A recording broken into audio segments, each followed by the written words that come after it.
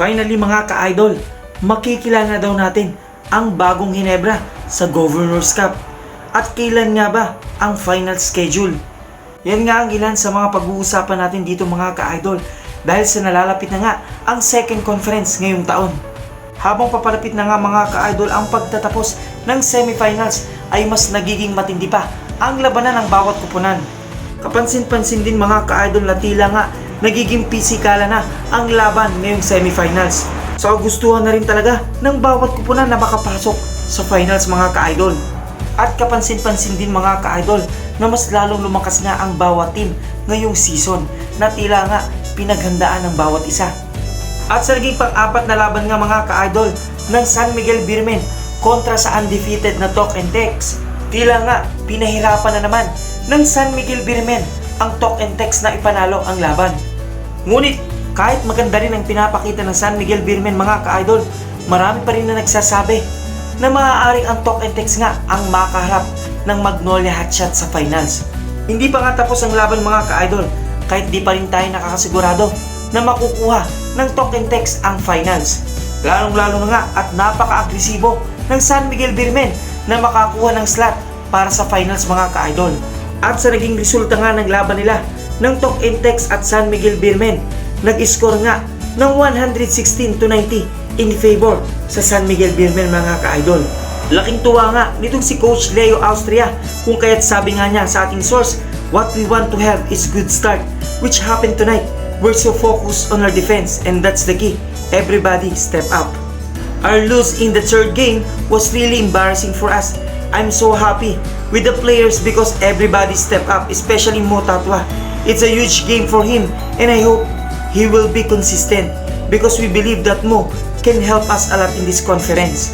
At para naman sa Talk and Text mga ka-idol, sabi dito, there's no other choice actually. Sabi ni Roger Pugoy, we need to play our A game every game because if you don't, you know what's gonna happen. They're a talented team, talent for talent, the level is different, but if we play as a unit, we have a chance. Malaki nga ang tiwala ng Talk and Text mga ka-idol na makukuha nila ang slot para sa finals. Ngunit kagulat-gulat nga ang ipinakitang galing ng SMB sa ika-4 na laban nila.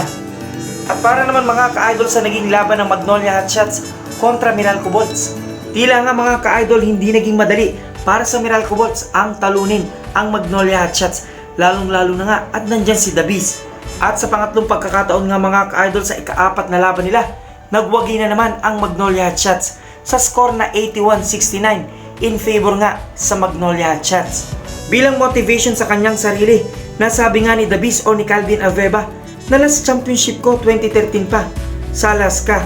Sana makapasok kami at makuha namin kasi ibang-iba itong team na to. Hindi ko iniisip yung individual awards.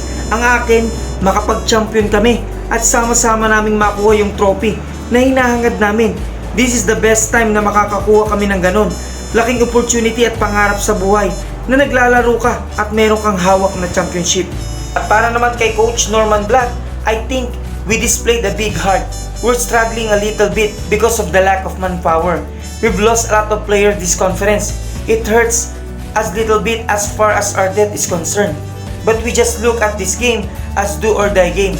We had to win the game. We just treated it like there's no tomorrow for us. And it was a must win for us.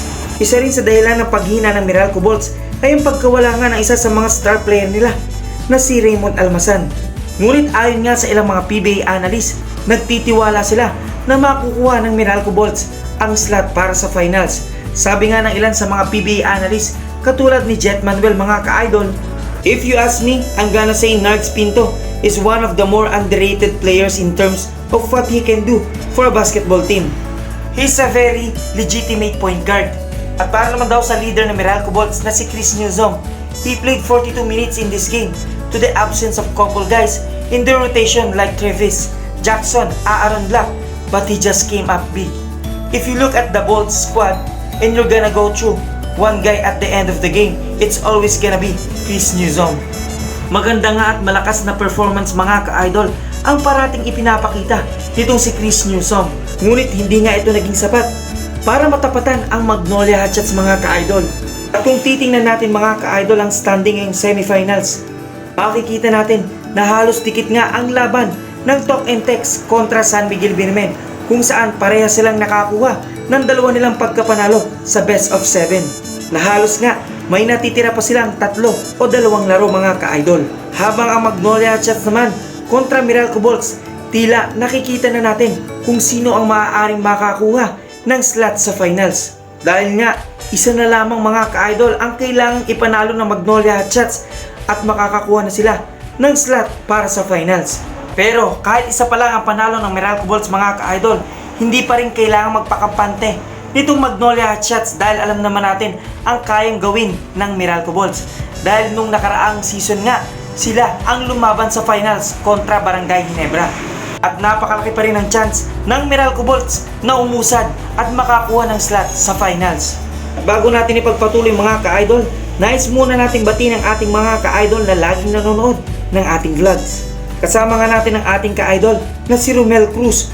Mega shoutout sa iyo idol and thank you so much for watching. At hindi rin naman papauli ang ating ka-idol na si Weng Angeles all the way from Maahas, Los Baños, Laguna. Mega shoutout sa iyo idol and thank you so much for watching. Kasama rin natin ang ating ka-idol na si Resty Rica Plaza. Mega shoutout sa iyo idol and thank you so much for watching. Andyan din naman ang ating ka-idol na si Sandy Aborquez all the way from Novaliches Bayan. Mega shoutout sa iyo idol and thank you so much for watching. At syempre hindi rin papauli ang ating ka-idol na si Michael Matira. Mega shoutout sa iyo idol and thank you so much for watching. Andyan din ang maganda nating ka-idol na si Angel Valencia all the way from Maribeles, Bataan. At shoutout din kay Ramel Valencia from Batangas. Mega shoutout sa inyong lahat dyan and thank you so much for watching. At kasama rin natin mga ka-idol si Zyrex Gail Gimpaya. Mega shoutout sa iyo idol and thank you so much for watching. At kasama pa rin natin ang ating ka-idol na laging nanonood ng ating vlogs na si Tony Lakayanga all the way from Paniki, Tarlac. Mega shoutout sa iyo idol and thank you so much for watching. Andyan din ang ating ka-idol na laging nating kasama na si Ruel Palero. At shoutout din sa CCAC Alabang, Shera Guapo na sina SG Kaintik, SG Repotola, SG Puras, Security Officer Kabasag. Mega shoutout sa inyong lahat dyan and thank you so much for watching. At tila nga matindi ang paghahanda ng Barangay Ginebra at sinasabi ngang bounce back para sa Governor's Cup mga ka-idol na tinitiyak nga ng ilan sa mga Ginebra management at lalong-lalo na ni Coach Tim Cone na mas magiging malakas ang Barangay Ginebra sa Governor's Cup. Lalong-lalo na mga ka-idol at sinasabi nga na magkakaroon daw ng import ngayong second conference. At may mga pagbabago daw sa mga players ng Barangay Ginebra kung saan may mga ilang mga bagong players na papasok daw sa Barangay Ginebra. Sabi nga ng isang player na ito mga ka-idol, pinapangarap ko at gusto kong kumuhang team sa akin ay Ginebra. Halos lahat naman ng players sa Ginebra gustong maglaro. Pero pinaka-reason ko hindi lang naman para sa akin, kundi para sa papa ko dahil paborito niyang team ang Barangay Ginebra. At yan nga mga ka-idol ay walang iba kundi si Terence Romeo. Plano na rin talaga mga ka-idol at usap-usapan na rin dati na itong si Terence Romeo nga ay makukuha na ng Barangay Ginebra.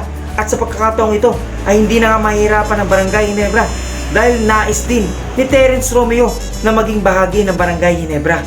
At bali-balita nga na maaaring si Scotty Thompson daw ang ipalit kay Terence Romeo na kung saan makukuha nga ng Northport Batang Fair, habang itong si Robert Bolick naman ay ang ninanais makuha ni Coach Leo Austria.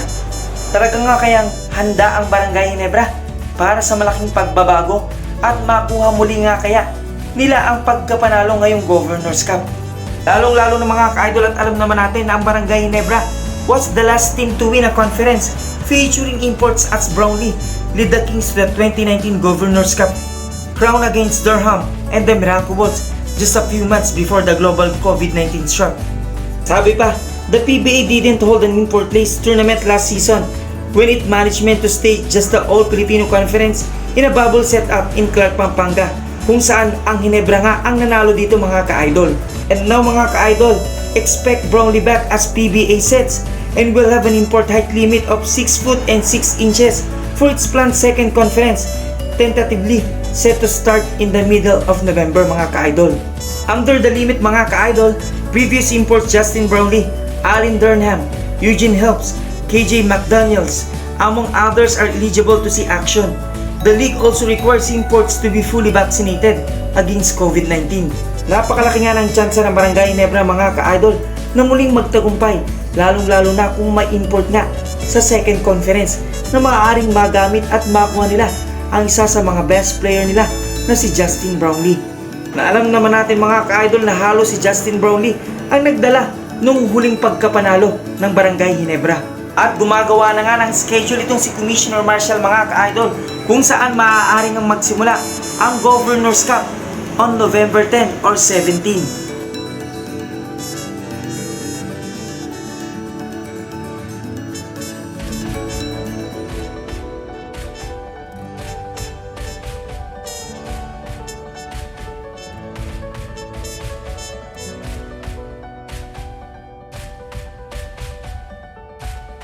Ngunit ang tanong ng lahat mga ka-idol, makuha kaya ni Christian Standardinger muli ang pagiging best player of the conference nung nakarang 2019 Governor's Cup?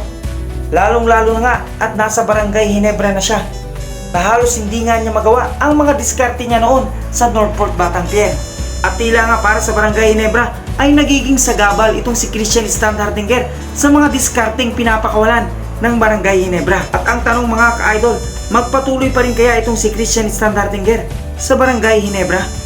Lalong-lalo na nga at mas magiging maganda ang laro na makasama niya itong si Justin Brownlee.